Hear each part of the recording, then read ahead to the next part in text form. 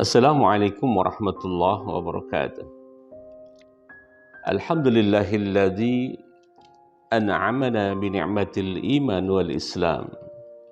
Wa nusalli wa nusallimu ala asrafil anam Sayyidina Muhammadin wa ala alihi wasahbihi ajma'in.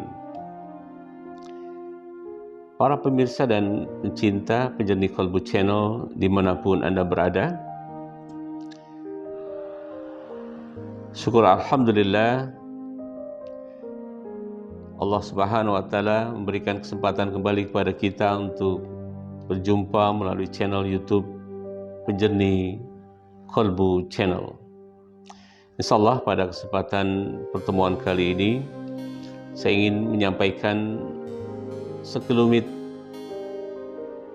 pesan yang indah dari Rasulullah SAW kepada Abdullah bin Abbas, putra dari paman Rasulullah SAW, Abbas bin Abdul Muttalib.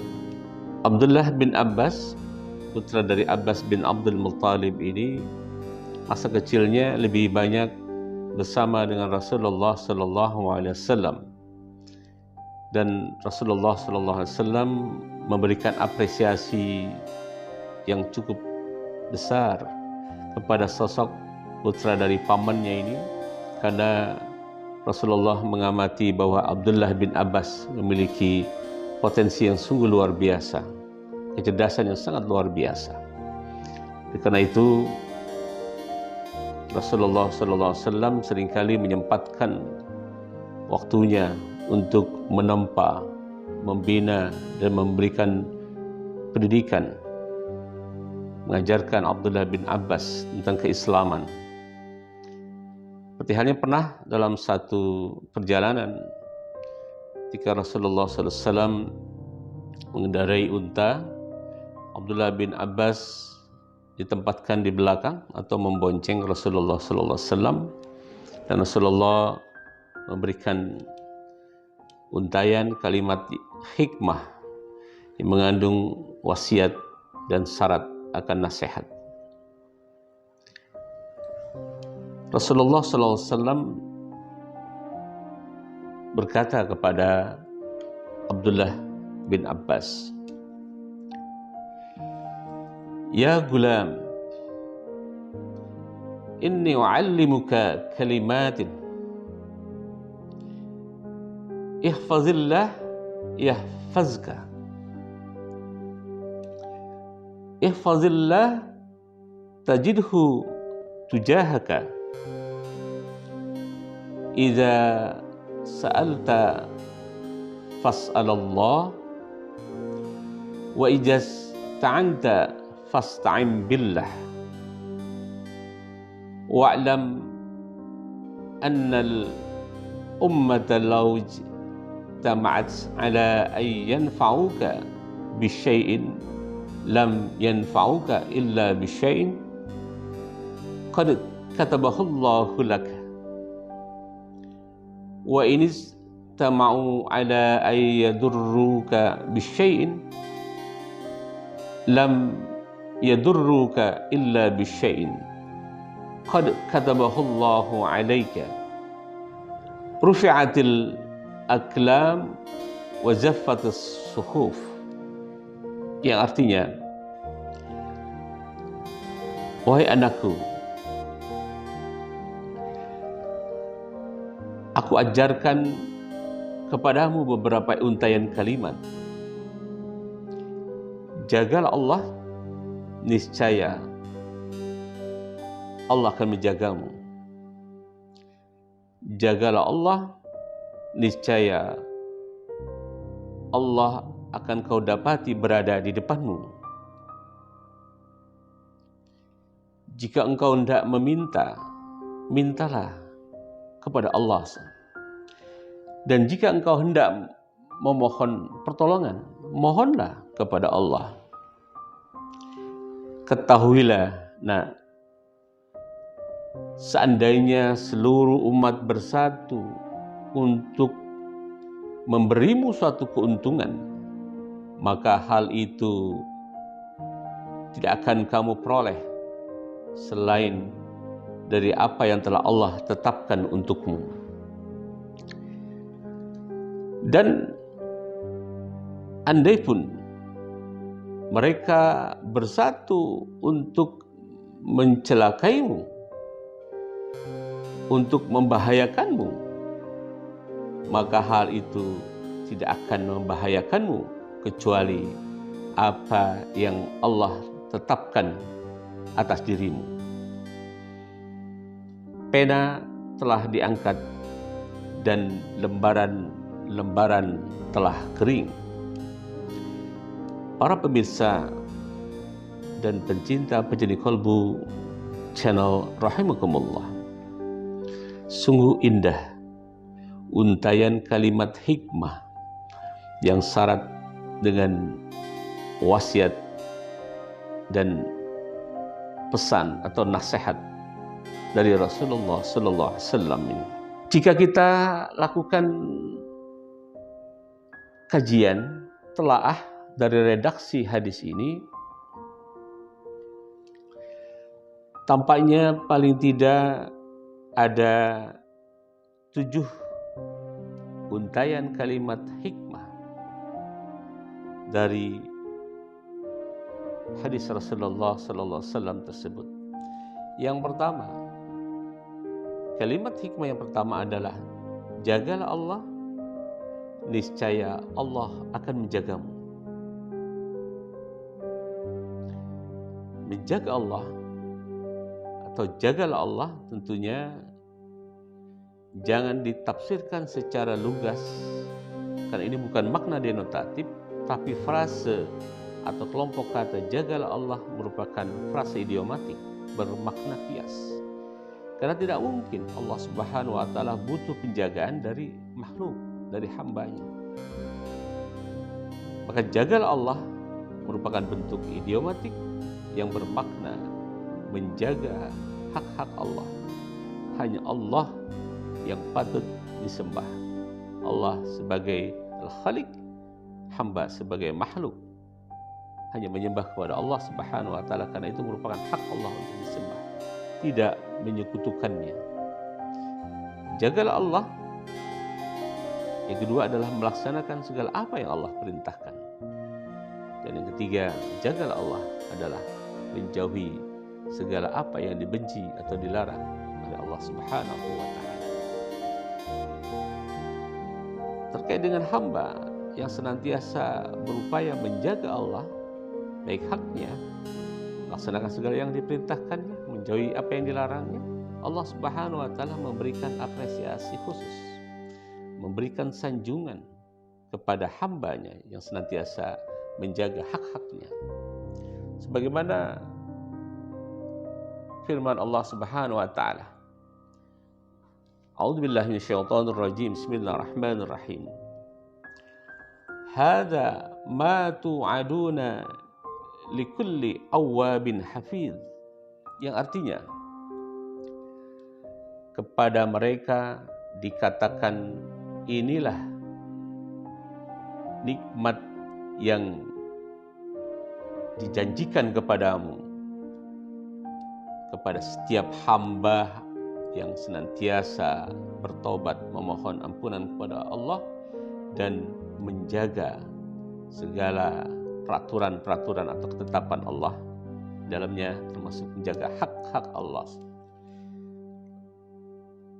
Quran surah Qaf ayat 32. Dan terkait dengan hal ini, Rasulullah Sallallahu Alaihi Wasallam pernah bertanya kepada sahabatnya Muaz. Rasulullah bertanya kepada Muaz, wahai Muaz, tahukah engkau apa hak Allah atas hambanya? Respon sahabat Muaz ketika ditanya oleh Rasulullah SAW menjawab singkat, Allah dan Rasulnya yang maha mengetahui. Kemudian Rasulullah bersabda, hak Allah atas hambanya adalah beribadah hanya kepadanya. Jadi hamba beribadah hanya kepada Allah dan tidak menyekutukannya. Hadis riwayat Bukhari nomor hadis 2856 dan termaktub juga pada hadis riwayat Muslim nomor hadis 48. Para pemirsa dan pencinta penjadi Qalbu Channel rahimakumullah, Ibnu Rajab berpendapat terkait sosok hamba yang senantiasa menjaga hak-hak Allah Subhanahu wa taala ini dengan menyatakan bahwa di dalamnya ada dua unsur. Unsur pertama, kata Ibnu Rajab, sesungguhnya seorang hamba yang senantiasa menjaga Allah, menjaga hak-hak Allah, maka Allah akan menjaganya. Allah akan menjaga hambanya tersebut, hamba yang saleh, dan akan memenuhi kebutuhan hambanya di dunia ini, termasuk menjaga kesehatan jasadiahnya, kesehatan anggota keluarganya, serta harta bendanya. Hal ini sesuai dengan firman Allah Subhanahu wa taala di dalam Al-Quran surah Ar-Ra'd ayat 11. Allah mengatakan, A'udzubillahi minasyaitonir rajim. Bismillahirrahmanirrahim. Lahu mu'aqqibatun min baini yadayhi wa min khalfihi yahfazunahu min amrillah. Bagi manusia ada malaikat yang selalu bergiliran menjaganya dari depan dan dari belakang. Mereka menjaganya atas perintah Allah. Tentunya Allah memerintahkan malaikat menjaga hambanya. Ini adalah hambanya yang senantiasa menjaga hak-hak Allah Subhanahu wa taala. Para pemirsa dan pencinta penjadi Qalbu Channel rahimakumullah, tentunya kita ingat dengan kisah Nabi Allah Musa alaihissalam ketika diperintahkan Allah untuk belajar dengan Nabi Khidir. Ada hal yang menarik dalam perjalanan proses pembelajaran Nabi Musa alaihissalam kepada Nabi Khidir adalah adanya penyelamatan harta benda peninggalan dari ahli waris seorang ayah yang saleh kepada dua anak yatim. Nah, ini termaktub dalam surah Al-Kahfi ayat 82. Allah berfirman, A'udzubillahi minasyaitonir rajim. Bismillahirrahmanirrahim. Wa kana abuhuma salihan, dan ayahnya adalah seorang yang saleh. Sehingga dapat dikatakan bahwa orang tua yang saleh, yang senantiasa menjaga hak-hak Allah, melaksanakan segala apa yang diperintahkan Allah Subhanahu wa taala dan meninggalkan semua larangan Allah, kelak Allah akan berikan balasan dengan menjaga anak keturunannya. Ini termaktub dalam surah Al-Kahfi. Kemudian pernyataan Ibnu Rajab terkait dengan kompensasi dari Allah Subhanahu wa taala atas seorang hamba yang senantiasa menjaga hak Allah. Yang kedua adalah Allah akan menjaga agama dan keimanan sang hamba. Ini tentunya merupakan penjagaan yang paling agung dan mulia dari Allah Subhanahu wa taala. Bukti penjagaan Allah atas agama dan keimanan hambanya yang senantiasa taat beribadah kepadanya, senantiasa menjaga hak-haknya, bisa kita lihat pada peristiwa Nabi Allah Yusuf alaihissalam. Nabi Yusuf alaihissalam yang mendapatkan perlindungan dari Allah Subhanahu wa ta'ala dari bujuk rayu seorang wanita yang cantik jelita dan dari turunan bangsawan karena istri dari seorang raja. Jadi diabadikan oleh Allah Subhanahu wa taala dalam Al-Qur'an surah Yusuf ayat 24. Allah berfirman, "A'udzubillahi minasyaitonir rajim. Bismillahirrahmanirrahim. Kadzalika linasrifa 'anhu as-su'a wal fahsya innahu min ibadinal mukhlisin." Demikianlah kami palingkan Yusuf dari keburukan dan kekejian. Sungguh dia termasuk dari hamba yang terpilih. Dia termasuk dari hambaku yang terpilih. Ini sebagai bukti bahwa jika seorang hamba dengan totalitas menjaga hak-hak Allah, laksanakan perintah-perintah Allah, menjauhi semua larangan Allah, maka Allah akan jaga agamanya dan imannya. Dan Allah telah buktikan sebagaimana peristiwa Nabi Yusuf alaihissalam yang Allah jaga dari godaan seorang wanita yang sangat cantik jelita yang mengajak pada perbuatan kemaksiatan yang padahal secara manusiawi Nabi Yusuf alaihissalam pun menginginkannya, tetapi Allah langsung menjaga agama dan keimanan Nabi Allah Yusuf alaihissalam. Para pemirsa dan pencinta Penjeni Qalbu Channel rahimakumullah. Lalu apa kalimat hikmah yang kedua dari redaksi hadis Rasulullah SAW yang mengandung wasiat dan syarat dengan pesan atau nasihat kepada Abdullah bin Abbas atau Ibnu Abbas? Yang kedua, kalimat hikmah yang kedua adalah jagalah Allah, niscaya akan kau dapati Allah berada di hadapanmu. Lagi-lagi ini bermakna idiomatik, sebuah frase kelompok kata yang bermakna kiasan. Bukan berarti Allah secara fisikly, secara jasadiah berada di depan kita, karena tidak bisa diwujudkan Allah secara jasadi. Yang dimaksud dengan niscaya Allah akan berada di hadapanmu adalah Allah akan senantiasa membimbing kita, membimbing hamba yang senantiasa berupaya menjaga Allah Subhanahu wa taala, menjaga haknya, melaksanakan perintahnya dan menjauhi segala larangannya. Dengan demikian, dari kalimat hikmah yang pertama dan kalimat hikmah yang kedua, kita dapat petik intisari bahwa seorang hamba yang mampu menjaga Allah, baik hak-haknya, tidak menyekutukan Allah, melaksanakan semua perintah Allah dan menjauhi segala larangan Allah Subhanahu wa taala, niscaya dia akan mendapatkan penjagaan dari Allah Subhanahu wa taala.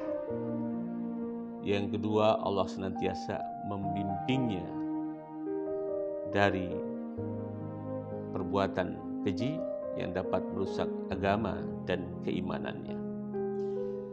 Para pemirsa dan pencinta Penjeni Qalbu Channel rahimakumullah. Kalimat hikmah yang ketiga dari redaksi hadis Rasulullah SAW tadi adalah jika engkau hendak meminta, maka mintalah kepada Allah Subhanahu wa taala. Hal ini sesuai dengan firman Allah Subhanahu wa taala dalam Al-Qur'an surah An-Nisa ayat 32. Allah berfirman, "A'udzubillahi minasyaitonir rajim. Bismillahirrahmanirrahim. Was'alullaha min fadlih." Mohonlah pada Allah sebagian dari karunia-Nya. Dan sebaliknya, Allah sangat murka kepada seorang hamba yang tidak mau memohon pertolongan Allah, yang terkesan sombong, yang terkesan dia tidak membutuhkan bantuan atau pertolongan Allah Subhanahu wa taala, dan tidak pernah menyempatkan untuk berdoa kepada Allah Subhanahu wa taala. Ada kemurkaan dari Allah Subhanahu wa taala, sebagaimana Allah nyatakan dalam salah satu firman-Nya di dalam Al-Qur'an surah Al-Mu'minun ayat 60. Allah berfirman, a'udzubillahi minasyaitonir rajim, bismillahirrahmanirrahim. Wa qala rabbukum ud'uni astajib lakum. Innal ladzina yastakbaruna an ibadati sayadkhuluna jahannama dakhirin. Yang artinya, dan Tuhanmu telah berfirman, berdoalah kepadaku, niscaya akan aku kabulkan bagimu atas doa yang kau panjatkan. Sesungguhnya orang-orang yang sombong, yang tidak mau menyembahku, tidak mau berdoa kepadaku, tidak mau memohon kepadaku, akan kelak masuk ke neraka jahanam. Na'udzubillah, summa na'udzubillah. Para pemirsa dan pencinta Penjuni Kolbu Channel rahimakumullah. Lalu apa kalimat hikmah yang keempat? Kalimat hikmah yang keempat adalah, jika engkau hendak memohon pertolongan, maka mohonlah pertolongan itu hanya kepada Allah Subhanahu wa taala. Hal ini diabadikan oleh Allah Subhanahu wa taala dalam surah Al-Fatihah yang sudah mahfum, seringkali kita baca pada setiap salat, pada setiap rakaat dalam salat kita.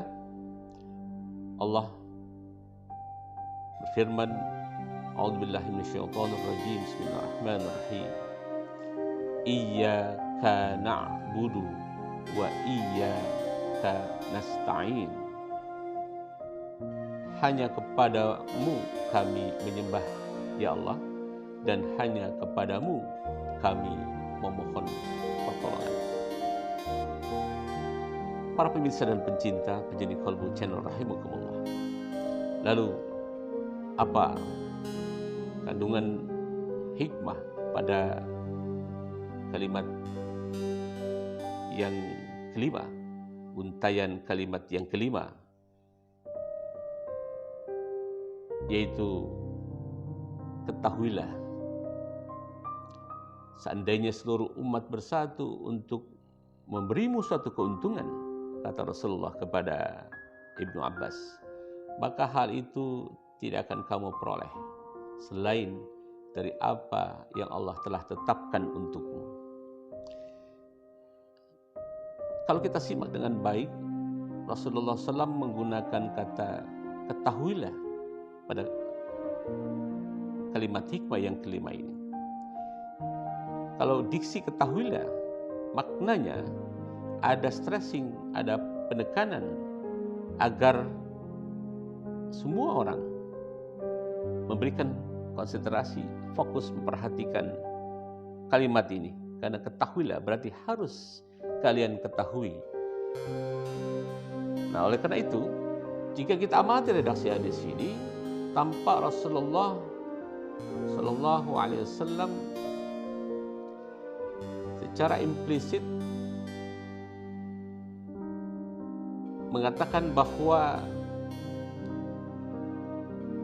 segala sesuatu itu merupakan skenario dari Allah Subhanahu wa taala. Dan tidak akan bisa meskipun begitu banyak orang yang telah berserikat, kumpul bersatu, membuat satu strategi, membuat satu kesepakatan dalam upaya untuk memberikan keuntungan kepada seseorang, tidak mungkin bisa terrealisasi kecuali dengan izin Allah dan kecuali dengan apa yang sudah ditakdirkan oleh Allah Subhanahu wa taala dan tertulis di Lauhul Mahfuz. Kemudian kalimat hikmah yang keenam dalam redaksi hadis Rasulullah SAW di atas tadi, Rasulullah mengatakan, dan andai pun mereka bersatu untuk melakukan satu upaya kejahatan untuk mencelakaimu, atau membahayakanmu, maka hal itu tidak mungkin bisa terjadi, tidak akan bisa membahayaimu kecuali apa yang telah Allah tetapkan untuk dirimu. Hikmah yang bisa dipetik pada kalimat hikmah yang keenam ini, bahwa seluruh mara bahaya pada hakikatnya datang dari Allah Subhanahu wa Ta'ala. Jika demikian halnya, maka sudah semestinya kita memohon perlindungan hanya kepada Allah Subhanahu wa Ta'ala, bukan memohon perlindungan kepada makhluk. Sebab pada hakikatnya hanya Allah Subhanahu wa Ta'ala yang mampu mencegah atau mendatangkan suatu mara bahaya dalam kehidupan kita. Para pemirsa dan pencinta Jadi Kolbu Channel rahimakumullah. Lalu kalimat hikmah yang terakhir, yang ketujuh. Pada redaksi hadis tadi Rasulullah mengatakan, pena telah diangkat dan lembaran-lembaran telah kering. Apa maknanya kata pena pada redaksi hadis tersebut? Pena di sini adalah pena yang menulis seluruh takdir manusia. Sedangkan yang dimaksud dengan lembaran-lembaran ini adalah lembaran yang digunakan untuk mencatatkan takdir dari setiap manusia atau setiap hamba. Hal ini tentunya mengandung makna bahwa seluruh perkara, kejadian atau peristiwa sudah ditetapkan oleh Allah Subhanahu wa Ta'ala, sudah dituliskan melalui pena Allah Subhanahu wa Ta'ala pada lembaran-lembaran yang merupakan catatan takdir pada setiap manusia atau setiap hamba.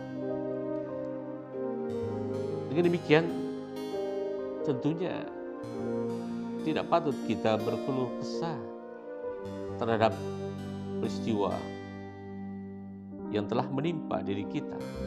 Karena kalau kita sadari dari pesan Rasulullah SAW yang terkandung dalam kalimat hikmah ketujuh ini, bahwa semua apa yang terjadi di muka bumi ini telah ditetapkan, telah dituliskan oleh Allah Subhanahu wa Ta'ala. Demikianlah para pemirsa dan pencinta Jadi Kolbu Channel rahimakumullah, 7 kalimat hikmah dari hadis Rasulullah SAW yang syarat dengan wasiat dan pesan atau nasihat. Meskipun Rasulullah SAW menyampaikan wasiat ini pada sahabat ciliknya, pada kerabat dekatnya, putra dari paman beliau, yaitu Abdullah bin Abbas. Akan tetapi pesan dari Rasulullah SAW ini patut kiranya kita jadikan bahan pegangan dalam menapaki kehidupan di muka bumi ini. Oleh karena itu, jika kamu menjaga Allah tanpa jemu, niscaya Allah akan menjagamu. Sekian, semoga ada manfaatnya dan insyaallah kita berjumpa kembali pada pertemuan yang akan datang. Wallahul muwaffiq ila aqwamit thariq. Assalamualaikum warahmatullahi wabarakatuh.